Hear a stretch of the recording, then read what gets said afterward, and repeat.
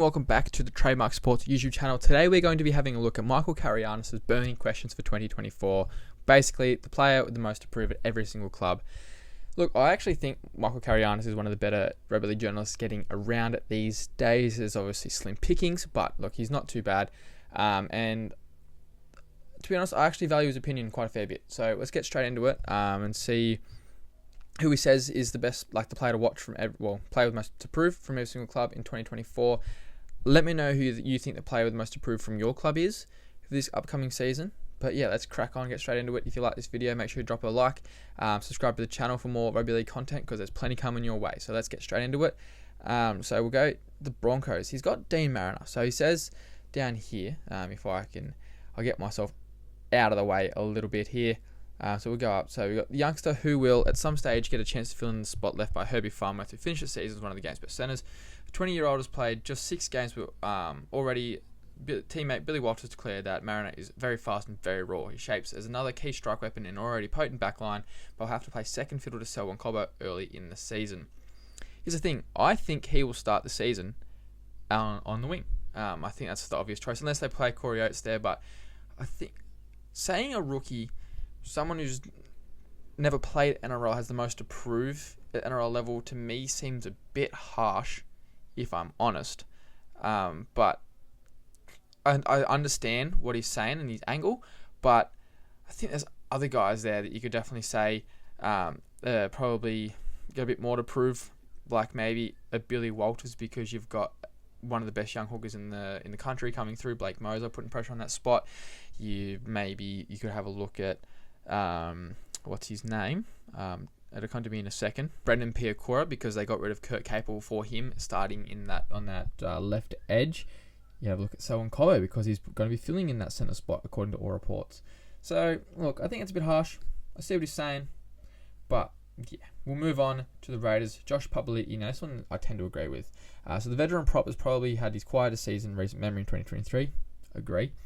He struggled to make the impact in the middle of the field, which has been a trademark of any success Canberra has had. A 31-year-old has a mutual contract option for 2025, but he needs to start the season strongly to show he's not a spent force. I think moving forward, the best thing for Papali'i and the Raiders will be that he is on the bench. They've got young bloke, I think his last name's Puru, and apparently he's a gun, and he's a lock. So you could put Corey Horsburgh to number 10, or you've also got Trey Mooney coming through there. I think it might be time for Josh Papali'i to take a little bit of a step back. He's 31, but he's been playing for ages. Like, his body would be so beat up, especially the way that he just throws himself into games week in, week out. I do honestly tend to agree for the Raiders that this is probably the player with the most to prove, or Jamal Fogarty, because it's up to him to really put a stamp on the Raiders and show that he can carry a team of youngins and unexperienced players around, which I suppose is the same sort of thing with Josh Papali'i. But yeah, I do tend to agree with this one. We'll move on and see the Bulldogs is Drew Hutchinson. So one of the 10 new signings for the Bulldogs, as he looks to solve their problematic halves situation, gets a chance to cement himself as the first choice half the first time in his career. Needed to take pressure off Matt Burton and try and open up not only Burton's running game, but also give the ball to outside backs Stephen Crichton, Josh Adokar, and Jacob Kiraz. Again, I feel like this is a little bit harsh. He's a new signing. I guess there's like a bit to prove there, but I'd probably look to another new signing that they've got with a bit more something to prove there is Stephen Crichton. He's got the best winning percentage in the competition, but is that up to him?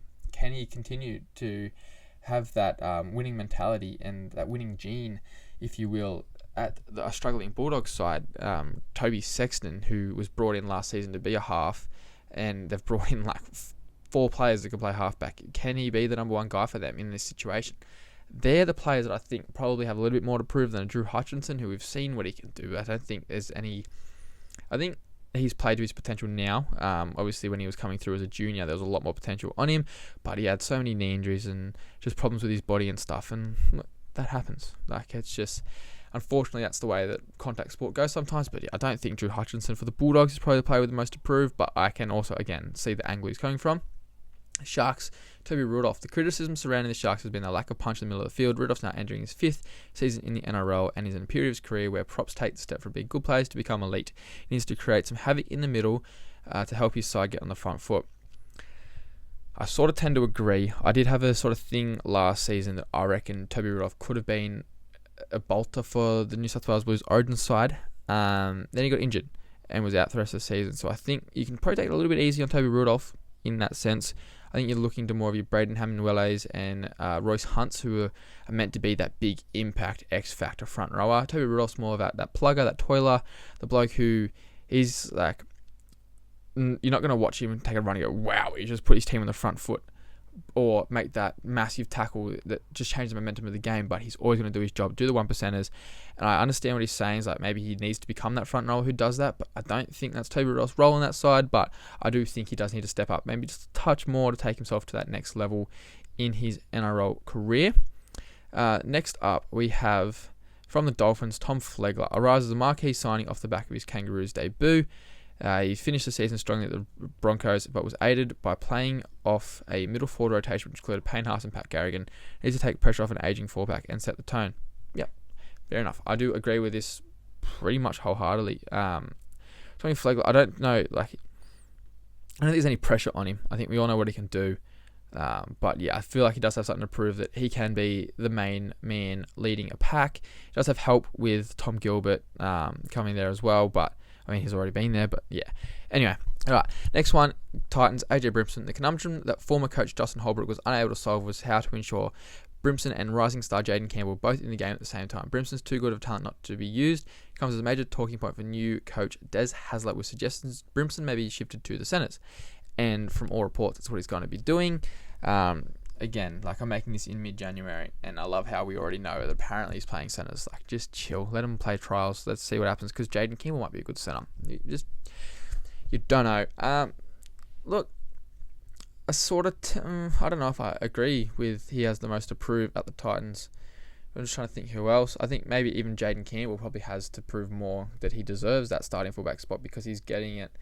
Seemingly, he'll be there starting fullback in round one, and you've got AJ Brimson and Keanu Kinney and that sort of thing there as well. Tanner Boyd has a fair bit to prove.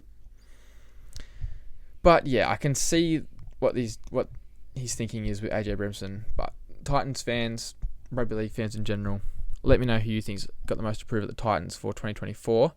And now, over to Manly, we have Luke Brooks. And he has said he will start the season for the first time not needing to be the main man, but all eyes will be on Brooks to see how he adjusts at his new club.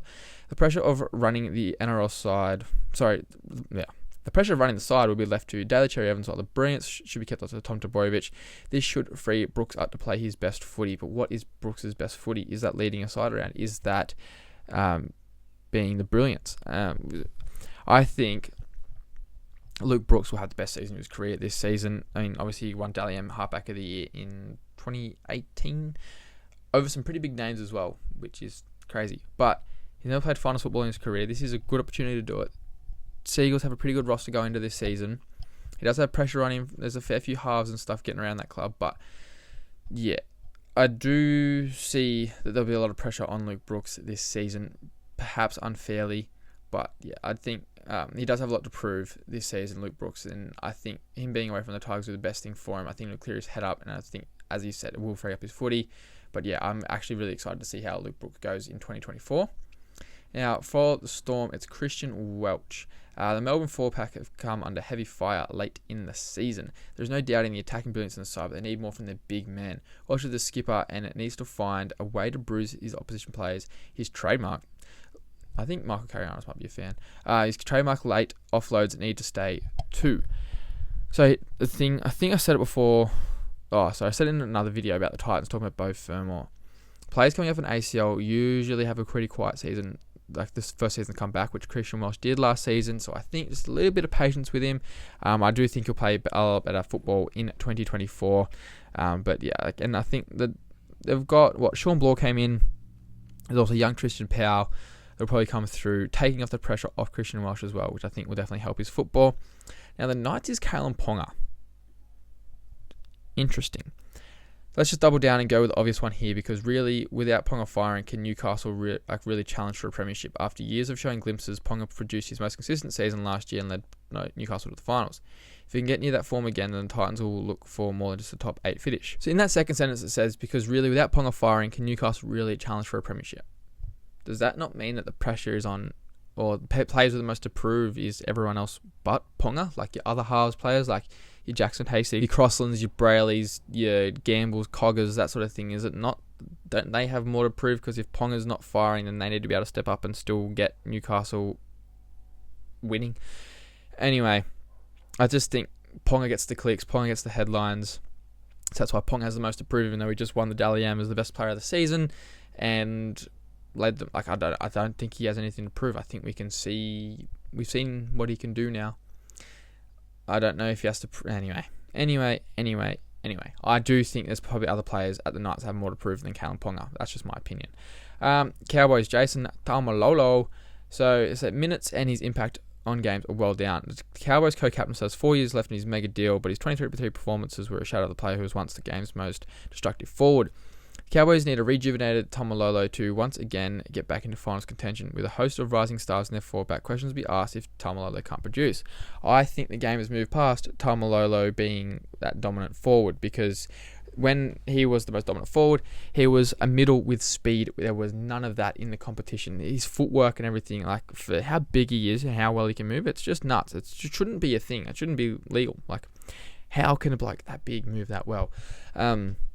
I just think he just needs to move to potentially be a front rower and not be a lock and open up that position for someone else. Like, you've got Ruben Cotter and Jason Taumalolo starting front row. Pretty handy. But yeah, I do see what he means. I think Taumalolo does have a lot to prove that he's still one of the elite players in the comp and deserves his $1 million contract. That's fair enough. The Eels is Dylan Brown. So Dylan Brown apparently didn't get near his 2022 form. A serious off-field incident played a part, but Brown owes it to Parramatta Eels to rediscover his best performances. It's one of the best defensive halves in the game. Agree, totally. It was his running game which needs to come into play, which we saw in 2022. I think, look, when Brown was playing for the Eels, it looked a lot better than obviously when they were without him. Yes, Dylan Brown does have a bit to prove this season. I think maybe Brendan Hands probably has a bit more to prove that he is a starting 9 in the NRL level. Yeah, I could see what he means, but yeah, again, I'll probably pick other players for the Eels. Panthers, Jerome Luai. I think he has more to prove next season. Not next season, 2025. We'll see what he says about 2024 anyway. All eyes will be on Panthers playmaker in what will be his final year at the club. He managed to start in the grand final despite Bailey Bruce's shoulder. I'm pretty sure he did anyway. The off-field distractions of his future and some strange comments by coach Ivan Cleary were brought up again if Luai doesn't fire. Luai will play the same footy he has for the last 4 years and be good. I think the question marks will be around, and what he has to prove is next season if he can lead a team from the front, because he's not going to do that this year because you have Nathan Cleary there. Anyway, that's just my perspective on the matter. And also, I'm pretty sure his shoulder was a bit worse than a badly bruised shoulder. But anyway, so the Roosters is Spencer Leniu. He brought fire in to the Panthers lineup and was engaged in a very heated on-field altercation with Jared Waerea-Hargreaves, which is a nothing thing now because they play together. The bridge would have been built and they would have got over it. Now their teammates, Waerea-Hargreaves has shown white line fever plenty of times during his long career. Now he gets to partner with Leniu. Expect plenty of fireworks. Yeah, I would hate to be playing against those two. Spencer Leniu, I think he needs a starting role. I think that's why he's gone there. He does have a bit to prove that he can do that, for sure. And Rabbitohs is Jack Whiten. You could put all of South Sydney here after the way they dipped out of the competition last season. However, Whiten arrives as the big name signing who's supposed to take South Sydney from contenders to premiers. He will shift back into the centres, but the heat will be on Whiten producing. Fair enough too. He's signed decent money to go over there. He said he wants to go there to win a comp, and he has to prove that he can do that and take the Rabbitohs to the next level. I think that one's pretty fair. Next player from the Dragons is Tyrell Sloan.